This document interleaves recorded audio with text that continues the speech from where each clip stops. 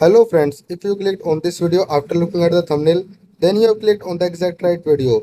Because today I am going to expose a mind-blowing viral trend that is taking over your Instagram, Reels and TikTok feed. You might have seen these incredibly cute 3D chibi avatars and packed action figures of famous creators and characters. They look like real collectible plastic toys that you can buy from a store, right? Well, today I am going to tell you the shocking truth behind them. Lately, the internet is going crazy over this toyification trend. People are uploading their normal photos and within seconds, advanced AI tools like Photor or Midjourney and transforming them into hyper-realistic toy packaging complete with fake logos, plastic boxes, and accessories. While it looks like a fun and harmless trend, some smart creators are using these AI toys to generate millions of views and make quick money by pretending they have launched real merchandise. The lighting, the shadows, and the plastic textures look so 100% real that thousands of people are spamming the comment section asking where can I buy this.